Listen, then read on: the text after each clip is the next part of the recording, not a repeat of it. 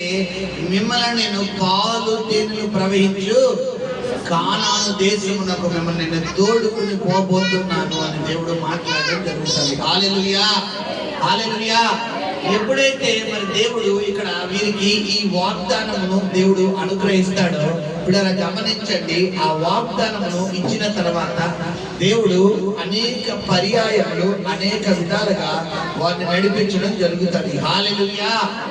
మరి ఎలాగ నడిపిస్తున్నటువంటి సమయంలో మార్గం మధ్యలో మరి ఎన్నో వ్యతిరేకతలు, ఎన్నో పోరాటాలు, ఎన్నో సుడిగుండాలు, ఎన్నో అవరోధాలు వారు ఎదుర్కొంటూ మొత్తానికి వీళ్ళరా ఒక ప్రాంతానికి వారు రావడం జరుగుతుంది.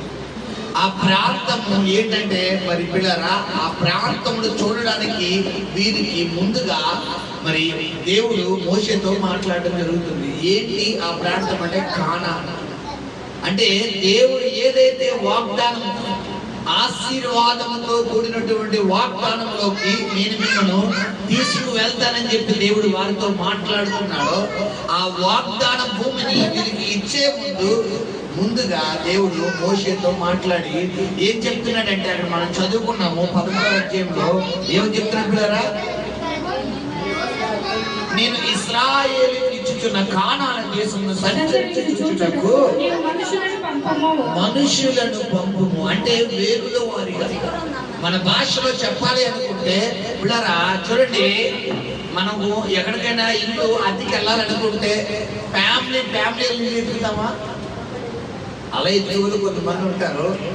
కాకపోతే కరెక్ట్ గా చెప్పాలంటే ఇంట్లో ఎవరైతే మరి యజమానులు ఉన్నారో ఆ యజమానులు ఏం చేస్తారు, ఇల్లు ఎదిగి తర్వాత ఫ్యామిలీ అందరూ కలిసి ఏం చేస్తారు, ఇల్లు చూస్తాం. అవునా కాదా? ఇప్పుడు ఇల్లు ఎతకడానికే ఒక వ్యక్తి ఎలాగైతే వెళ్తున్నారో మరి దేశమును వేగులు వారంటే ఆ దేశమును స్వతంత్రించుకోవడానికి కూడా దేవుడు మరి ఇశ్రాయేలు ప్రజలలో 12 గోత్రాల నుంచి 12 దేవుడు పంపమని చెప్తాడు మోషేతో. మరి ఆ 12 గోత్రాలలో ఉన్నటువంటి వ్యక్తులలో ఈ మోషే ఏం చేస్తాడే 10 వారిని ఒక బ్యాచ్ గా, 2 ఒక బ్యాచ్ గా దేవుడు పంపించడం జరుగుతుంది. హల్లెలూయా. 10 మందిని ఒక గోత్రముగా ఒక బ్యాచ్ అంటే రూబేను, సిమియోను, లేవి, యూదా, ఇస్సాకారు, నఫ్తాలీను ఇలాగా 10 గోత్రాలు ఉన్నవారు ఒక బ్యాచ్. రెండవ మిగిలిన 2 గోత్రాలకు చెందినటువంటి వ్యక్తులను ఒక బ్యాచ్ కింద 2 టీమ్స్ కింద పంపించడం జరుగుతుంది. అయితే ఈ 2 గ్రూప్ వారు, ఈ 2 బ్యాచ్ల వారు ఈ యొక్క కానాను దేశంను చూడడానికి వెళ్ళడం జరుగుతుంది. దాన్ని మనం ఇక్కడ చదువుకున్నాము. సరే, ఇలాగా వెళ్ళిన తర్వాత వీరిలో ఆ 10 మంది ఆ దేశమును చూసి రావడం జరుగుతుంది. ఆ 2 కూడా ఆ దేశంను చూసి రావడం జరుగుతుంది. అయితే 10 మంది సంఖ్య ఎక్కువ, 2 సంఖ్య ఎక్కువ? 10 మంది సంఖ్య ఎక్కువ. ఈ 10 మంది మరి పాజిటివ్ రిపోర్ట్ తీసుకురావడం మానేసి ఏ రిపోర్ట్ తీసుకొస్తారంటే నెగిటివ్ రిపోర్ట్ తీసుకొస్తారు. ఆ 2 నెగిటివ్ రిపోర్ట్ కాకుండా పాజిటివ్ రిపోర్ట్ తీసుకొస్తారు. ఏంటి పాజిటివ్ రిపోర్టు, ఏంటి నెగిటివ్ రిపోర్ట్ అంటే ఈ రోజు దేవుడు వాక్యం ద్వారా మనతో మాట్లాడబోయేటటువంటి మరి విధానమే ఈ రోజు వాక్యం. చూడండి 27వ వచనం చదువుకుందాం. నీవు మమ్మల్ని పంపిన దేశంలోకి వెళ్ళితివి. ఇది 10 మంది తీసుకొస్తున్నటువంటి రిపోర్ట్ అన్నమాట. 2 టీమ్స్ అని చెప్పారు కదా. మొట్టమొదటి టీం, ఆ మొట్టమొదటి టీం తీసుకొస్తున్న రిపోర్ట్. ఆ రిపోర్ట్ ఎలా ఉంది చదువురాను. నీవు మమ్మల్ని పంపిన దేశంలోకి వెళ్ళితివి. నీవు మమ్మల్ని పంపిన దేశమునకు మేము వెళ్ళితిమి. అది పాలు తేనెలు ప్రవహించు దేశమే. అది పాలు తేనెలు ప్రవహించు దేశమే. దాని పండ్లు ఇవి. అయితే ఆ దేశంలో నివసించే జనులు బలవంతులు. హల్లెలూయా. ఆ దేశము అయ్యా మోషే, నీవు మమ్మల్ని కానాను దేశాన్ని సంచరించ చూడడానికి పంపించావు కదా. మేము ఆ దేశం అంతా సంచరించాము, ఆ ప్రాంతం అంతా తిరిగాము. నిజముగా దేవుడు మనతో మాట్లాడినట్టుగానే ఆ దేశము పాలు తేనెలు ప్రవహించే దేశమే. ఆ దేశము ఆశీర్వదించబడిన దేశమే. మనము కనుక ఆ దేశములో అడుగు పెడితే ఇక మన పంట పండినట్లే, ఇక మనము చాలా ఆశీర్వదించబడతాం. ఇదంతా పాజిటివ్ రిపోర్ట్, బానే ఉంది. అయితే ఇవి తీసుకొచ్చిన వీరిలోనే సాతానుడు కొన్ని నెగిటివ్ ఫీడ్బ్యాక్ వేసేసాడు. మన జీవితంలో కూడా, మన జీవితంలో కొన్ని వ్యతిరేకతలు, కొన్ని అవరోధాలు, కొన్ని ఆటంకాలు వస్తున్నప్పుడు, ఎదుర్కొంటున్నప్పుడు మన మైండ్ లో కూడా సాతానుడు ఏం వేస్తుంటాడు? కొన్ని నెగిటివ్ ఫీడ్బ్యాక్ వేసేస్తుంటాడు. నెగిటివ్ థాట్స్, నెగిటివ్ ఆలోచనలు, చెడు తలంపులు, చెడు క్రియలు, చెడు తలంపులు మన మైండ్ లో వేసేస్తుంటాడు. ఈ చెడు ఆలోచనలు, చెడు క్రియలు, చెడు తలంపుల వల్ల ప్రార్థనా పూర్వకంగా వెళ్తున్నటువంటి మన జీవితము, ఆత్మీయంగా బలపడి వెళ్తున్నటువంటి మన జీవితము ఒక్కసారిగా ఏమైపోతుందంటే స్ట్రక్ అయిపోయింది. ఇక్కడ అదే జరుగుతుంది. ఈ యొక్క ఇశ్రాయేలు ప్రజల్లో ఈ 10 గోత్రాల వారు తీసుకొచ్చినటువంటి రిపోర్టు మొట్టమొదటిగా ఏం చెప్తున్నాడంటే, నీవు మమ్మల్ని పంపిన దేశమునకు వెళ్ళాము, అది పాలు తేనెలు ప్రవహించు. మోషే నువ్వు చెప్పినట్టుగానే, దేవుడు చెప్పినట్టుగానే అది చాలా ప్లస్ అయిన దేశం, చాలా ఆశీర్వదించబడినటువంటి దేశం, అది పాలు తేనెలు ప్రవహించే దేశమే అని చెబుతూ దాని పండ్లు ఇవి, ఇదిగో అక్కడ ఉన్నటువంటి, మరి నువ్వు కొన్ని సమాచారాలు అడిగావు కదా, అక్కడ చెట్లు ఉన్నాయో లేదో, అది మంచి నేలో కాదో, అక్కడ మనుషులు ఎలా ఉన్నారో, వారు అక్కడ ఒకవేళ మనం పంట వేస్తే అది పండుతుందో లేదో, సారవంతమైనవో కాదో, కొన్ని మాకు నిదర్శనాలు నువ్వు చూపించమని అడిగావు కదా మోషే, మరి ఆ నిదర్శనాలు మీకు తీసుకొచ్చామని చెబుతూ వీరు చెప్తున్న ఆ ఫీడ్బ్యాక్ లో మనం చదువుకున్నాం. చదువునాడు. అయితే ఆ దేశంలో నివసించు జనులు బలవంతులు, ఆ దేశంలో నివసించు జనులు బలవంతులు, వారి పట్టణములు ప్రాకారము గలవి, వారి పట్టణములు ప్రాకారము గలవి, అవి మిక్కిలి గొప్పవి, అవి మిక్కిలి గొప్పవి, మరియు అక్కడ అనాకీయులను చూచితిమి, మరియు అక్కడ అనాకీయులను చూచితిమి. అమాలేకీయులు దక్షిణ దేశంలో నివసించుచున్నారు, దక్షిణ దేశంలో నివసించుచున్నారు. హిత్తీయులు, యెబూసీయులు, అమోరీయులు కొండ దేశంలో నివసించుచున్నారు, కొండ దేశంలో నివసించుచున్నారు. కానానీయులు సముద్రమునొద్దను యోర్దాను నది ప్రాంతములలో నివసించుచున్నారని. ఇక్కడ దాకా బానే ఉంది. వీరు ఇక్కడ దాకా చెడేవి తేలా. మోషే ఏదైతే ఈ 10 గోత్రాల వారికి చెప్పారో ఆ ఫీడ్బ్యాక్ నే మీరు తీసుకురావడం జరుగుతుంది. హల్లెలూయా. ఏమని చెప్తారంటే మోషేతో, అమాలేకీయులు మేము చూసామయ్యా, కానానీయులు చూసామయ్యా, యెబూసీయులు, మోయాబీయులు చూసామయ్యా, ఒక్కొక్కరు ఏ ఏ ప్రాంతములో అయితే నివసిస్తున్నారో మరి చెప్పడం జరిగింది. హల్లెలూయా. ఉదాహరణకు మన దక్షిణ భారతదేశం, మనది ఉత్తర భారతదేశమా దక్షిణ భారతదేశమా? దక్షిణ భారతదేశం. దక్షిణ భారతదేశంలో మనం ఎవరు ఉంటాం? ఇండియన్స్. అంటే దక్షిణ భారతదేశం అంటే భారతీయులు, అంటే హిందూస్ ఎక్కువ ఉంటాం. ఉత్తర భారతదేశంలో మహారాష్ట్ర, మధ్యప్రదేశ్, పిల్లరా రాజస్థాన్, మరి వేరే సంబంధించినటువంటి వ్యక్తులు. ఇప్పుడు అక్కడ హిందూ, మరి ఇక్కడ ఏమంటారు? హిందూ సాంప్రదాయం. వారేమో మరాఠీ, లేదనుకుంటే మలయాళం, లేదనుకుంటే కన్నడ, వేరే భాషలు మాట్లాడారు. అంటే ఇక్కడ స్పష్టముగా తెలుగు మాట్లాడే ఆంధ్ర వారు, తెలంగాణ వారు ఉంటారు. అవునా కాదా? హల్లెలూయా. మరి ఇక్కడ మన దేశంలో వేగులు వారు ఒకవేళ పంపిస్తే మన దేశం గురించి, ఇదిగో పలానా ఆంధ్ర రాష్ట్రం ఉందయ్యా, ఆంధ్ర రాష్ట్రంలో ఆంధ్రులు ఉన్నారు, మరి అదే విధంగా తెలంగాణలోని తెలంగాణ వారు ఉన్నారు, మరి అదే రాయలసీమలో కొంతమంది ఉన్నారు.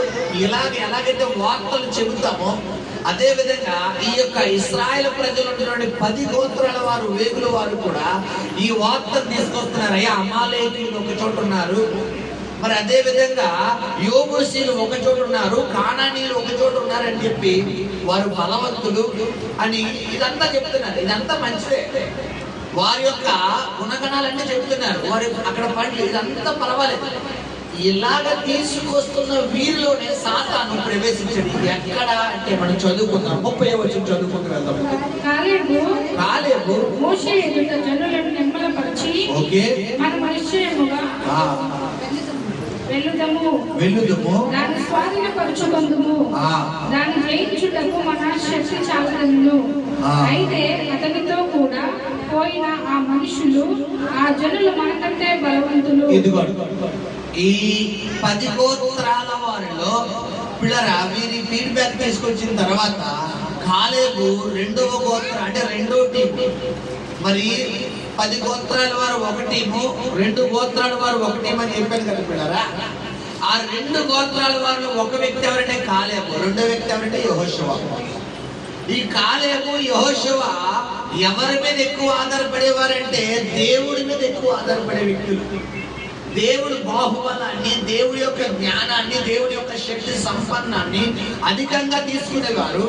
ఈ 10 మంది మాత్రము వారి జ్ఞానాన్ని, వారి బలాన్ని, వారి తెలివితేటల్ని ముందు పెట్టేవారు.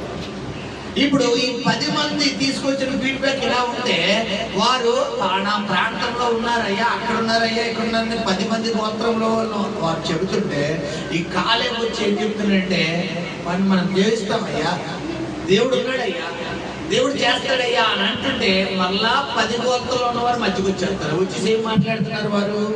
అయితే అతనితో కూడా పోయిన ఆ మనుషులు మనకంటే బలవంతులు. ఎవరికంటే బలవంతులు అంటున్నారు? ఏమంటే లోకంలో ఉన్నవాడి కంటే మనలో ఉన్నవాడు గొప్పోడా కాదా? ఇప్పుడు మనలో ఉన్నవాడు గొప్పోడా, లోకంలో ఉన్నవాడు గొప్పోదా? లోకంలో ఉన్నవాడు కండ బలం కలిగిన వాడు, కానీ వాడికి కండ శక్తి లేకుండా చేయగలిగే శక్తి ఎవరి దగ్గర ఉంది? మన దేవుడి దగ్గర ఉంది. ఇప్పుడు ఈ యొక్క జ్ఞానము ఎవరి దగ్గర లేదంటే, ఎక్కువ మెజారిటీ ఉన్న 10 మంది దగ్గర లేదు. ఈ 10 మంది ఏ విధంగా సమాచారం తీసుకొస్తున్నారంటే, వారు బలవంతులయ్యా, కానీ మనం వారికంటే బలహీనమే. ఈరోజు ఒక ప్రార్థన పరుడుగా ఉన్నటువంటి నీవు, ఒక ప్రార్థన పరురాలుగా ఉన్నటువంటి నీవు, ఒక దేవుడి సన్నిధిలో ప్రార్థన చేస్తున్నటువంటి నీవు, నీ ముందు ఏ సమస్య ఉన్నా అది నీకు సలాం కొట్టి పంపించే దేవుడే నేను నీకు ప్రకటిస్తున్నటువంటి దేవుడు. హల్లెలూయా, హల్లెలూయా. సమస్యను చూసి నువ్వు బోర్లా పడ్డావంటే 10 మందిలో నువ్వు బ్యాచ్. 2 టీమ్స్ మీకు ఈరోజు ముందు పెడుతున్నావు. 2 టీంలు నువ్వు ఏ టీంలో ఉన్న వ్యక్తి నువ్వే సరి చేస్తావు. ఒకవేళ 10 మంది ఉన్న టీంలో వ్యక్తి అయితే ఈ వాక్యం విన్న తర్వాత ఆ 2 టీంలో నువ్వు జంప్ అయిపోవాలి. లేదు మాస్టర్ గారు నేను ఇంకా అలాగే ఉంటానంటే నేనేమీ చెయ్యలేదు. హల్లెలూయా. ఎప్పుడైతే ఈ 10 మంది వ్యక్తులలో ఒక వ్యక్తి వచ్చి ఏం చెప్తున్నారు? చదువునంటున్నారు. మనము వారి మీదకి పోజాలమన్నది, మనము వారి మీదకి పోజాలమన్నది, మరియు వారు తాము సంచరించి చూసిన దేశమును గూర్చి ఇశ్రాయేలీయులతో చెడ్డ సమాచారము చెప్పి మేము సంచరించి చూసిన దేశము తన నివాసులను భక్షించు అంటే ఏంటారా? తినేసే దేశం. మనము గనక ఆ దేశంలో అడిగెట్టామంటే మనకి ఏ ముగ్గులు కూడా మిగలవు. మనము గనక ప్రాంతంలో అడుగు పెట్టామంటే మనకి ఒక్క దుమ్ము కూడా మిగలదు. దేవుడు ఏం చెప్తున్నాడు? నేను మిమ్మల్ని పాలు తేళ్లు ప్రవహించే దేశంలోకి నేను మిమ్మల్ని తీసుకువెళ్ళబోతున్నానంటే ఈ 10 మంది ఏ సమాచారం తీసుకొస్తున్నారు? మనము జన్మలో వెళ్ళాలి. కొంతమంది పాజిటివ్ పలకడం మానేసి వాటితో ఏం చెప్పి ఏం పలుకుతారు పిల్లరా? నెగిటివ్. అంటే దేవుడు అద్భుతం చేస్తాడు, దేవుడు ఘనమైన కార్యం చేస్తాడు కదా అని దేవుడు అనుకుంటే మీరేం పలుకుతారంటే నెగిటివ్ పలుకుతారు పిల్లరా. పాజిటివ్ పలుకు ఏం పలుకుతారు? నెగిటివ్. నీ జీవితంలో ఎప్పుడు నువ్వు ఏం పలకాలంటే నీ సహోదరుడా పాజిటివ్ పలకాలి తప్ప ఏం పలకూడదు?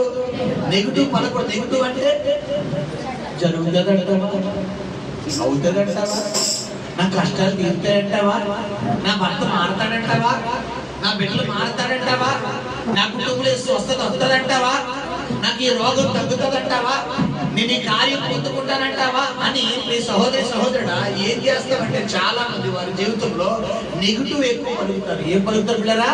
నెగిటివ్. నీవు ఈ జీవితంలో ఏం పలకూడదు? నెగిటివ్ పలకూడదు. ఇక్కడ ఇశ్రాయేలు ప్రజలు ఏం పలకడం మొదలు పెట్టారంటే నెగిటివ్ పలకడం. వారు చెడితే కాకుండా ఇశ్రాయేలు ప్రజలు ఉన్నటువంటి ధైర్యాలు కూడా ఏం చేస్తున్నారు? వీరు సహోదరి సహోదరుడా, ఒకవేళ కనుక నువ్వు అటువంటి కోపం చెందిన వ్యక్తివైతే ఈ యొక్క మధ్యాహ్న కాలంలో దేవుని పరిశుద్ధాత్మ దేవుడు నీతో స్పష్టంగా మాట్లాడుతున్న మాట ఏంటంటే, నువ్వు ఆజ్ఞాపిస్తే నీ దేవుడు ఏదైనా చేయించే దేవుడు. హల్లెలూయా, హల్లెలూయా. అందుకని ఏ ఖడ్గము చేయకుండానే, పిల్లరా, ఏ కత్తి దుయ్యగానే గమనించండి, ఒక రాత్రికి రాత్రి దేవుని ఒక దేవతకు ఎంతమంది సైన్యాలు లేపించింది? 1,85,000 మందిని. అక్కడ ఏమన్నా కత్తి వాడినట్టుందా? ఏమన్నా డాలు వాడినట్టుందా? ఏమన్నా బాణాలు బాంబులు ఇస్తున్నట్టుందా? ఏం అక్కర్లేదు.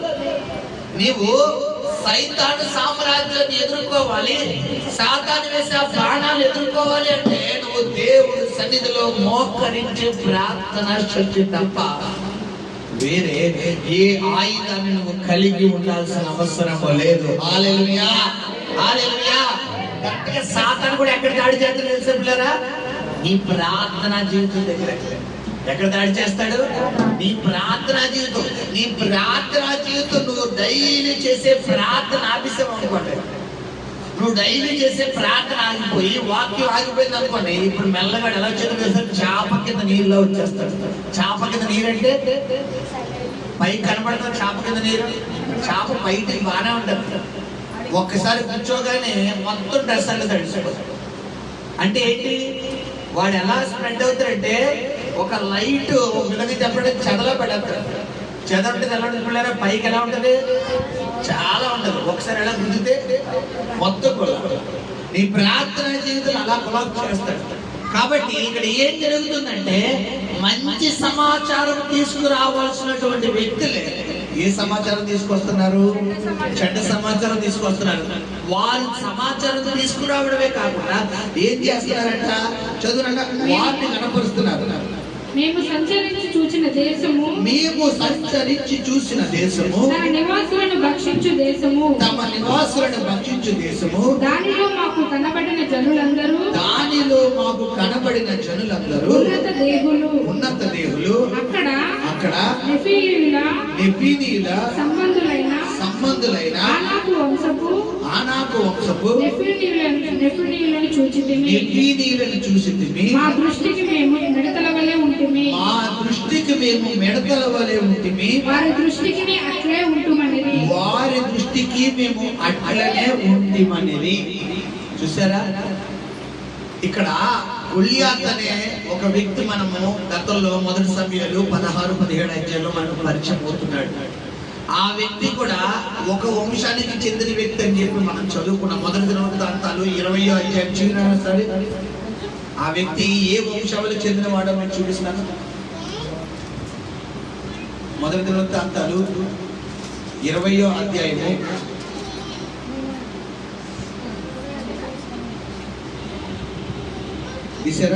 20వ అధ్యాయము 5వ వచనం. మరలా ఫిలిష్తీయులతో యుద్ధము జరుగగా, యాయీరు కుమారుడైన ఎల్హానాను గిత్తీయుడైన గొలియాతు సహోదరుడకు లక్ష్మిని చంపెను. వాని ఈటె నేతగాని ధోని ఎంత పెద్దది. మరలా గాతులో యుద్ధము జరిగెను. మంచి ఎత్తెరియగు ఒకడు అచ్చట ఉండెను. వానికి చేతికి కాలికి 6 చొప్పున 24 వేర్లుండెను. వాడు రెఫాయీల సంతతి వాడు ఇశ్రాయేల్ దూషింపగా దావీదు సహోదరుడు షిమ్యాకు పుట్టిన యోనాతాను వాడిని చంపెను. గాతులో రెఫాయీల సంతతి వారు వీరు దావీదు చేతను అతని సేవకుల చేతను హతులైరి. ఈ గొలియాతు యొక్క హైట్ ఎంత ఉంటుందో మనం చదువుకున్నాం. అతడి హైట్ ఎంత పిల్లరా? అతడి చేతులు ఈటంత నేత కాని ధోని ఎంత పొడవు. మరి ఎంత శూరుడైనటువంటి పిల్లరా వ్యక్తులనే సంహరించినటువంటి దేవుడు మరి ఆజానుబాహుడైనటువంటి వ్యక్తులను చంపగలడా లేదా? చెప్పాలి. దేవుడు ఇక్కడ దావీదు ఆ యొక్క గొలియాతును చంపాడు అని మనం బైబిల్లో ఉంది. కానీ పిల్లరా దావీదు ఆయన రాయిని విసరగా అతను నుదుటి మీద తగలగా అతడు వెనక పడాలా ఫ్రంట్కి పడాలా? కానీ అక్కడ ఎలా ఉంది? బోర్లా పడినాడు ఉంది. అంటే ఎవరు రంగంలోకి దిగారు? దేవుడు రంగంలోకి దిగాడు. నీ జీవితంలో, నీ కుటుంబంలో నువ్వు ఎప్పుడైతే దేవుడి సన్నిధిలో ప్రార్థన చేసే వ్యక్తిగా ఉంటావో, నీ సమస్యతో పోరాడేది ఎవరు? దేవుడే. దేవుడే నీ సమస్యతో పోరాడతాడు కాబట్టి మరి నువ్వు ఏం చేయడానికి సిద్ధపడాలి అంటే ప్రియ సహోదరి సహోదరుడా, దేవుడికి ఈ సమస్యను అప్పగించడానికి సిద్ధపడాలి. హల్లెలూయా. అందుకని బైబిల్ అంది, భారం మోపుచున్న సమస్త జనులారా నా యొద్దకు రండి, నేను మీకు విశ్రాంతినిస్తానంటున్నాడు. భారం మోపుచున్న సమస్త జనులారా, నువ్వు దేవుని యొద్దకు ఎప్పుడైతే వస్తావో అప్పుడు ఆయన నీకు ఏమిస్తాడు?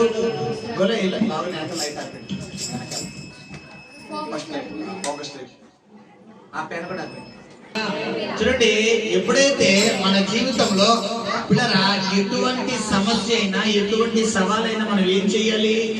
సమస్యలు 10 గోత్రాల వారు సమస్యను ఎదుర్కొంటారా? సమస్యకు భయపడిపోతున్నారా? చెప్పాలి. సమస్యను ఎదుర్కొన్నారు, సమస్యకు భయపడిపోతున్నారా? 10 మంది భయపడిపోతున్నారు. ఎప్పుడైతే మీరు భయపడుతున్నారో, మనం చదువురాను సార్ అన్నమాట. ఫీడ్బ్యాక్ తీసుకొస్తున్నారా? మంచి ఫీడ్బ్యాక్ తీసుకొస్తున్నారు. మేము సంచరించి చూసిన దేశము మీకు కీలి మంచి దేశం, చాలా మంచి దేశం అని చెబుతూ ఇదే మాట ఎవరు కూడా చెప్పారు? మనం చదువుకున్నాం కదా, ఆ 10 మంది కూడా చెప్పారు. వారు చాలా శ్రేష్టమైన దేశం ఉన్నారు, వీరు శ్రేష్టమైన దేశం ఉన్నారు. కాకపోతే వారు నెగిటివ్ ఫీడ్బ్యాక్ కూడా తీసుకొచ్చి ఏంటి? వారు చాలా బలవంతులు, వాళ్ళ ఆజానబాహులు, వారి హైట్, పర్సనాలిటీ, వాళ్ళ దృష్టికి మేము ఎలా ఉన్నామంట? మిడతల వల్లే ఉన్నాం. మా దృష్టికి కూడా మేము అలాగే ఉన్నాం. అంటే వీరు తక్కువ చేసుకోవడమే కాకుండా వీళ్ళు ఎవరు కూడా తక్కువ చేసేస్తున్నారు? దేవుడు కూడా తక్కువ చేసేస్తున్నారు. చాలా మంది వారి సమస్యను ముందు పెట్టుకుని దేవుడు వచ్చినా కూడా ఈ సమస్య నువ్వు ప్రార్థన చేయి, ఎంత ప్రార్థన చేయి, ఈ సంవత్సరం బయటికి అంతే. నేను చెప్పేస్తున్నాను కదా, దేవుడు వచ్చినప్పుడు నేను విడిపించు, దేవుడు వచ్చి నీ సమస్య నుంచి బయటికి రామంతే. నేను చెప్పేస్తాను, అయిపోయింది, మన పని అయిపోయింది. ఆ డాక్టర్ కూడా చెప్పేశారు నీకు ఆ రోగం తగ్గదండి చెప్పేసారు. డాక్టర్ చెప్పేశారు, ఇదిగో రిపోర్ట్లు కూడా ఉన్నాయి, ఇదిగో రిపోర్ట్లు కూడా ఉంటావు, ఇదిగో నీకు స్వస్థత రాని అయిపోయింది. ఏ తగ్గుతుంది, ఏం జరుగుతుంది నీ జీవితంలో? ఇంక నువ్వు జన్మలో అప్పు చేరదు అంతే. ఇక నువ్వు ఇంకా రావు, నువ్వు బయటికి రావు, అయిపోయింది, సినిమా అయిపోయింది అని చెప్పి ఈ మాటలన్నీ ఎవరు నోట్లు వేస్తారు? ఈ 10 మంది గోత్రికులు మిగతా ఇశ్రాయేలుకు లక్షల మంది ధైర్యాన్ని ఏం చేస్తున్నారు? చెడిపేస్తున్నారు. నీ కుటుంబంలో నువ్వు ఒక ప్రార్థనా పరుడుగా ఉన్నప్పుడు ప్రియ సహోదరి సహోదరుని కుటుంబాన్ని అందరినీ దేంతో నింపాలి? నువ్వు ఇంద్రియ నిగ్రహము కలిగిన ఆత్మతో నింపాలి. అంటే ఏంటి? ఏ ఆత్మది? దేవుని ఆత్మ. ఎటువంటి సమస్యనైనా, ఎటువంటి శోధనైనా, ఎటువంటి కష్టాన్నైనా ఎదురాడి నిలబడే మరి సత్తా కలిగినటువంటి ప్రార్థనా శక్తితో నువ్వు నింపబడాలి తప్ప ఏ విధంగా నింపబడకూడదు? చెప్పాలి. పిరికితనం ఉండకూడదు. ఏంటో చావు. కొంతమంది కొన్ని సమస్యలు వారి జీవితంలోకి రావడం ద్వారా వారికి తెలియకుండా వారి మైండ్ ఎటువైపు వెళ్ళిపోతున్నారా? చావు. ఈ సమస్య నుంచి ఇంకా నాకు చావు వేశారు.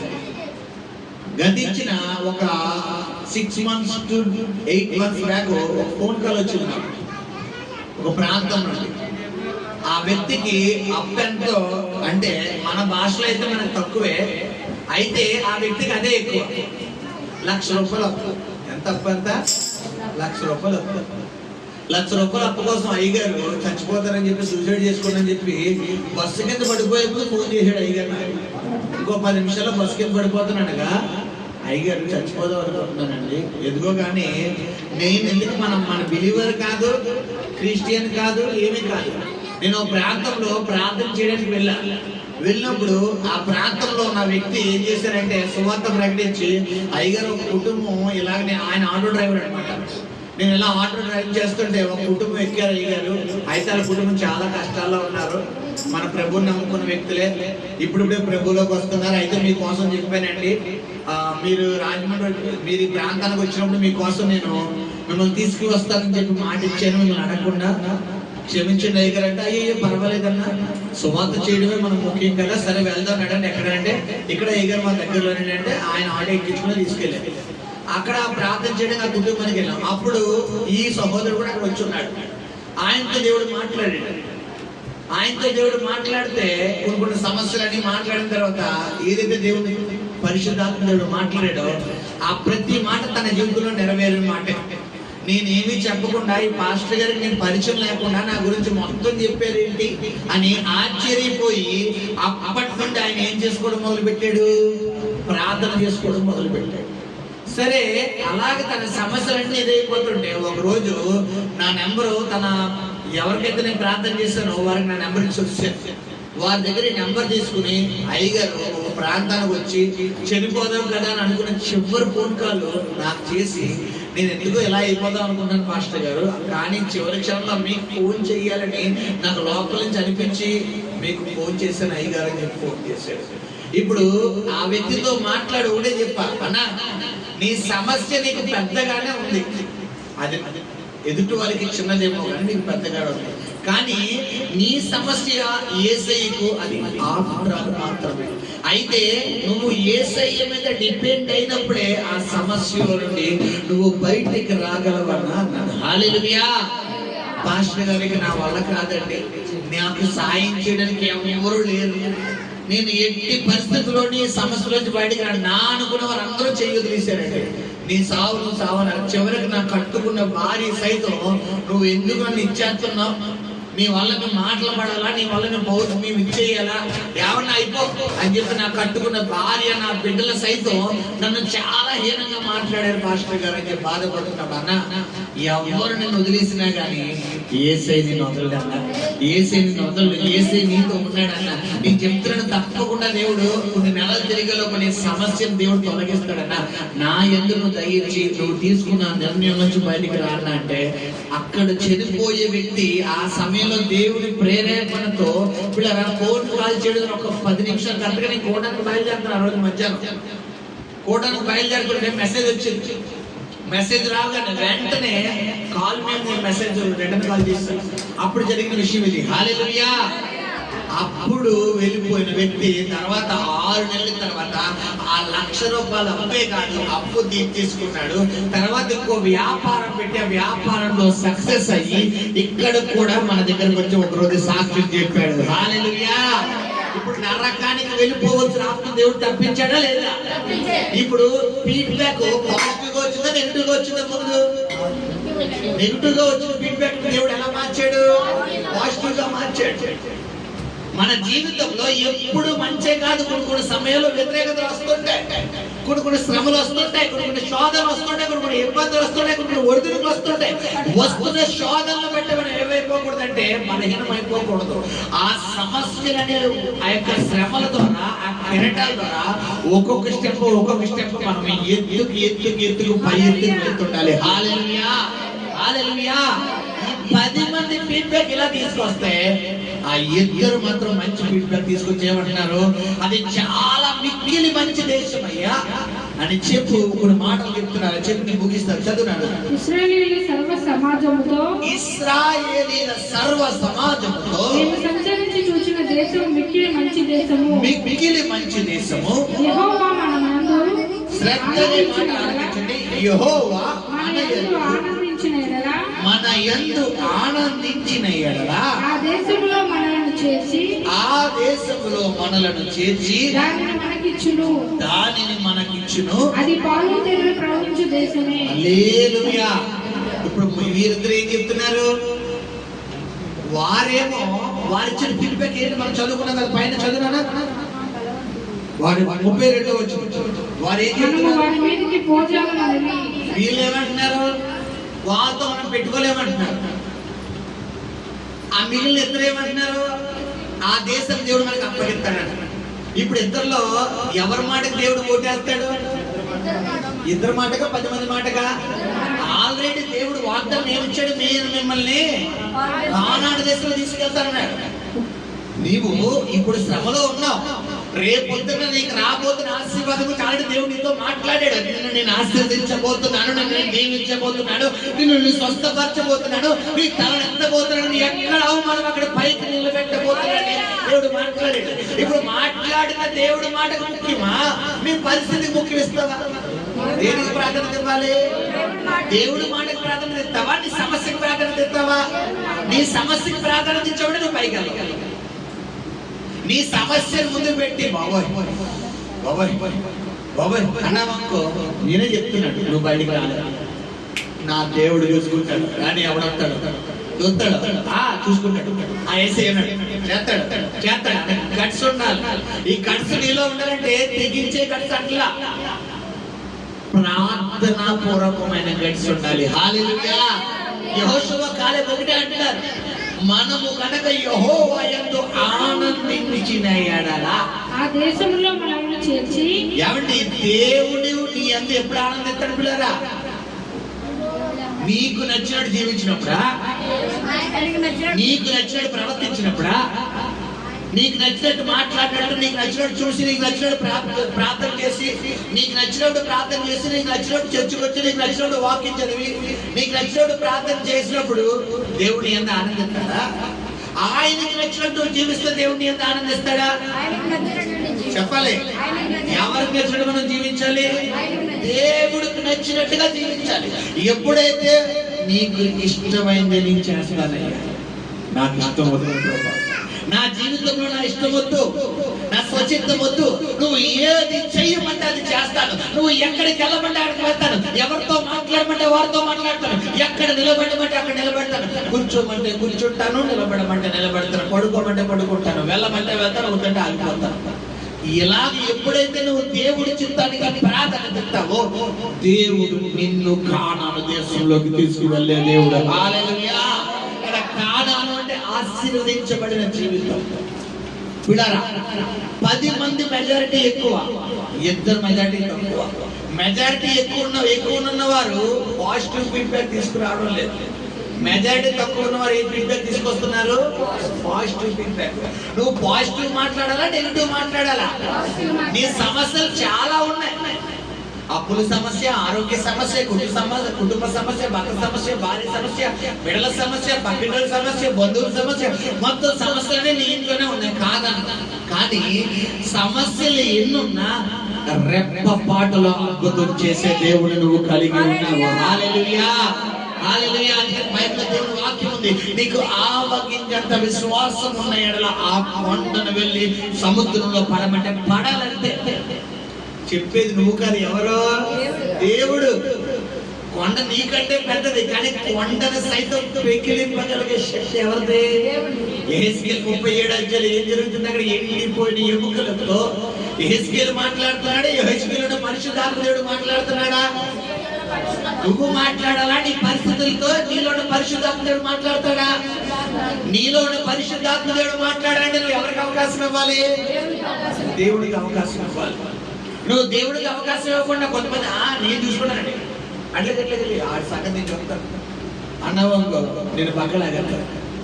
ఆ 10 మంది ఆడి సంగతి మేము చూస్తామని వెళ్ళినోళ్ళు, కానీ అలా ఇటు చూసి, ఆడి పర్సనాలిటీ చూసి, వాళ్ళ ఒక ఎత్తు పొడవు చూసి, ఇలా చూసి ఏం చేస్తున్నారు? అయ్యో బాబు, ఎంత పొడుగా, ఈయన మనం ఎక్కడ కొట్టగలరా బాబు? ఆడి దృష్టికి మనం ఎలా ఉన్నాం? మిడతలు. నిజంగా చెప్పాలనుకుంటే వీళ్ళ మిడతలే, కానీ వీళ్ళలో ఉన్నాడు సాధారణమైన దేవుడా. ఆయనకి ఆకాశం ఏంటి, భూమి ఏంటి? ఇప్పుడు ఎవరి దృష్టికి ఎవరు మిడతలు? దేవుడి దృష్టికి సాతాను సైన్యం మిడతలా కాదా? నీ సమస్య నీకు పెద్దదే, కానీ నీ దేవుడికి పెద్దదా? చెప్పాలి. నీ అప్పు నీకు పెద్దది, కానీ దేవుడికి పెద్దదా? నీ అనారోగ్యం నీకు పెద్దది, నీ దేవుడికి పెద్దదా? ఇప్పుడు మహోన్నతుల చాటున నివసించు వాడే. నువ్వు దేవుడి చాటులో ఉంటేనే నీ కార్యం. నువ్వు దేవుడు కంచెలో లేకపోయినా, దేవుడి చాటులో లేకపోయినా, దేవుడు నీ జీవితంలో ఏం పొందుకోలేవు, నువ్వు ఆశీర్వాదాలు పొందుకోలేవు. హల్లెలూయా. ఎప్పుడైతే ఈ విధంగా జరుగుతున్నదో దేవుడికి ఇది చాలా బాధ కలిగింది. బాధ కలిగి దేవుడు ఇన్వాల్వ్ అవుతున్నాడు. దేవుడు ఇన్వాల్వ్ అయ్యి ఏం చెబుతున్నాడంటే 11వ వచనం, యెహోవా ఎన్నాళ్ళ వరకు ఈ ప్రజలు నన్ను అలక్ష్యం చేయుదురు, ఎన్నాళ్ళ వరకు నేను వారి మధ్యన చేసిన సూచక క్రియలన్నింటినీ. చూసారా ఎవరు బాధపడుతున్నారు వీరి గురించి? అరే బాబు, ఎర్ర సముద్రం దాటించాను కదరా, ఎరుగో కూడా కుప్పకూర్చాను కదరా, యోర్దాను నది వెనక్కి మళ్ళించాడు కదా, 10 తెగుల చేత ఐగుప్తులందరికీ చుక్కలు చూపించారు కదా. మరి ఇన్ని గొప్ప కార్యాలు చేసిన నా బాహుబలాన్ని మీరు తక్కువ చేసి ఆడంత పడుకున్నారంటే ఇది ఎక్కడ కాళ్ళకి సరైందా? మనకి సీఎం రికమెండేషన్ ఉందండి, మన మీదకి కార్పొరేటర్ గొడవపోతున్నాడు, కార్పొరేట్ సీఎం వెనక దాకుని కార్పొరేటర్ వచ్చేస్తారంటే ఎంత పని అండి. చెప్పాలి, కార్పొరేట్ అందరికి లీడర్ ఎవరా? సీఎం. చెప్పాలి, కార్పొరేట్ లీడర్ ఎవరా? ఎమ్మెల్యే. ఎమ్మెల్యేలు అందరికి లీడర్ ఎవరా? ఎంపీ. ఎంపీ గారికి లీడర్ ఎవరు? అదే ఎంపీ గారి లీడర్ ఎవరు? సీఎం. ఇప్పుడు కార్పొరేటర్ ఎక్కడ, సీఎం ఎక్కడ? ఇప్పుడు మనము సీఎం బ్యాచా కాదా? మహోన్నతుని చాటులు అంటే అధికారం దేవుడి చాటులు ఉన్నాం. ఇప్పుడు నీవు ఒక నరుడు నేల మట్టితో చేసినటువంటి నరుడికి భయపడుతున్నావు అంటే ఎవరి యొక్క బలాన్ని పక్కన పడేసినట్టు? ఇది ఎంత బాధాకరం చెప్పండి. దేవుడు బాధపడుతున్నాడు అక్కడ. నేనేమో వీరికి పాలు తేనెలు ప్రవహించి దేశంలోకి వీరిని తీసుకువెళ్ళబోతున్నాను, వీరు త్రవ్వని బావి నీరు, నాటని పండ్లు, కట్టని పురములో వీరు నివసింప చేయబోతున్నానని దేవుడు మాట్లాడుతుంటే వీరేం చేస్తారు? మన వల్ల కాదు, మన వల్ల కాదు, నేను చెబుతున్నాడు కదా అవదు. కొంతమందిని చూడండి పిల్లలు, వాడు మాట విధానం ఎలా ఉంటుంది? అన్ని నెగిటివ్, పాజిటివ్ అసలు మాట్లాడదు. ఎంతసేపు నెగిటివ్ నెగిటివ్ నెగిటివ్ నెగిటివ్. ఈ అమ్మదే అవదు, ఇంకా నేను చెప్తున్నా అవదు అవ్వదు అవదు అవదు అవదు అవదు అవుతుందా? పిల్లలకి అవుతుందా? అసలు అవ్వదు. కారణం వారి జీవమును వారి నోట్లోనే. నువ్వు ఎప్పుడైతే లేని దాన్ని ఉన్నట్టుగా పలుకుతావో అప్పుడే దేవుడి జీవితంలో కార్యాలు చేయగలిగే దేవుడు. హల్లెలూయా, హల్లెలూయా. యెహెజ్కేలు అదే చెప్తాడు, ఎండిపోని ఎముకలారా యెహోవా నామం పేర మీకు ప్రవచనం ఎత్తి పలుకుతున్నానని ఆజ్ఞాపించగానే ఎండిపోయిన ఎముకలు ఎలా లేచినాయి పిల్లరా? లెక్కింప సత్యము కాని సైన్య సమూహముగా లేవనెత్తాడు. హల్లెలూయా. నీవు గనక ఈ రోజు నీ ఎండిపోయిన పరిస్థితిని గనక నువ్వు ఆజ్ఞాపించగలిగితే నీ దుఃఖ దినాలు సైతమైన సంతోషముగా మార్చగలిగే దేవుడు. హల్లెలూయా. ఆ 10 మంది తీసుకొచ్చిన రిపోర్ట్ ఒకలా ఉంది, ఆ 2 తీసుకొచ్చిన రిపోర్ట్ ఒకలా ఉంది. 10 మంది బ్యాచ్ లో ఉంటున్నారు, గట్టిగా అడిగి చెప్పండి.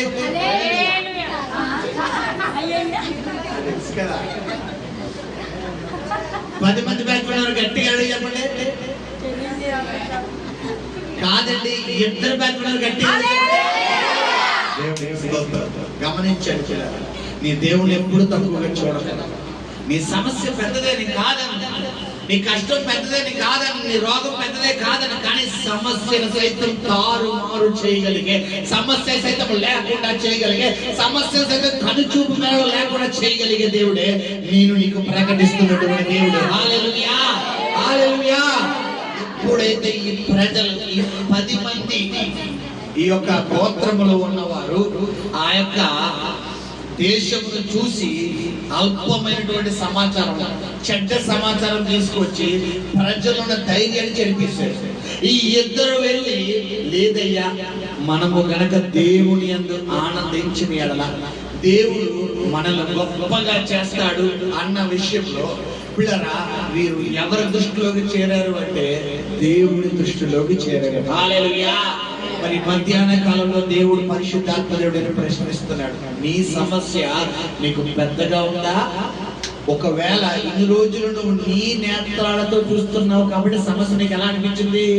పెద్దగా అనిపించింది. మరి వాక్యము ద్వారా నువ్వు ఆ సమస్యను పెద్దగా చూడాలో నీ సమస్యను సైతం తారుమారు చేయగలిగే దేవుడి వైపు నీ చూపును మళ్ళిస్తే ఆ సమస్య సైతం కనుచూపు మేరలో లేకుండా దేవుడు చేయగలిగిన దేవుడు. హల్లెలూయా, హల్లెలూయా.